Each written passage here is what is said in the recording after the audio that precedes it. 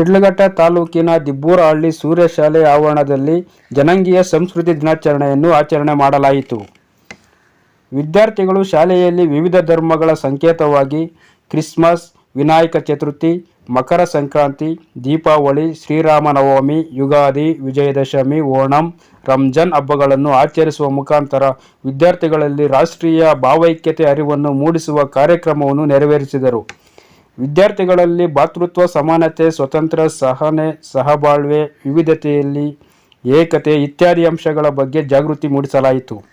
ಇದೇ ಸಮಯದಲ್ಲಿ ಸಂಸ್ಥೆಯ ಅಧ್ಯಕ್ಷ ಪಿ.ಎನ್. ಶಿವಣ್ಣ ಮಾತನಾಡಿ, ಭಾರತ ಭವ್ಯ ಪರಂಪರೆ ಹೊಂದಿರುವ ದೇಶವಾಗಿದ್ದು, ಪ್ರಪಂಚದಲ್ಲಿಯೇ ಭಾರತವು ಜಾತ್ಯತೀತ ರಾಷ್ಟ್ರವಾಗಿರುವುದು ಹೆಮ್ಮೆಯ ವಿಚಾರವಾಗಿದ್ದು, ಶಿಕ್ಷಣ ಸಂಸ್ಥೆಗಳಲ್ಲಿ ವಿದ್ಯಾರ್ಥಿಗಳಲ್ಲಿ ರಾಷ್ಟ್ರೀಯ ಐಕ್ಯತೆ ಭಾವನೆಯನ್ನು ಮೂಡಿಸಲು ಇಂತಹ ಕಾರ್ಯಕ್ರಮಗಳನ್ನು ಆಯೋಜಿಸಬೇಕೆಂದು ತಿಳಿಸಿದರು. ಕಾರ್ಯಕ್ರಮದಲ್ಲಿ ಪ್ರಾಂಶುಪಾಲ ಪಿ.ಎನ್. ವೇಣುಗೋಪಾಲ್, ಆಡಳಿತಾಧಿಕಾರಿ ಡಾಕ್ಟರ್ ಅಶೋಕ್, ಸಹ ಶಿಕ್ಷಕ ಪ್ರೌಢಶಾಲಾ ಸಂಘದ ಮಾಜಿ ಅಧ್ಯಕ್ಷ ಪಿ.ಎನ್. ನಾರಾಯಣಸ್ವಾಮಿ, ಸಂಸ್ಥೆಯ ಕಾರ್ಯದರ್ಶಿ ಪವಿತ್ರ, ಉಪನ್ಯಾಸಕರಾದ ವಿಜಯಕುಮಾರ್, ರವೀಂದ್ರ, ಶ್ರೀನಿವಾಸ್, ರಜನಿ, ನಿಷ್ಕಳಾ, ನಿತ್ಯಶ್ರೀ, ಶಿಲ್ಪಾ, ಗಾಯತ್ರಿ, ಕಿಶೋರ್ ಸೇರಿದಂತೆ ವಿದ್ಯಾರ್ಥಿಗಳು ಹಾಗೂ ಪೋಷಕರು ಹಾಜರಿದ್ದರು.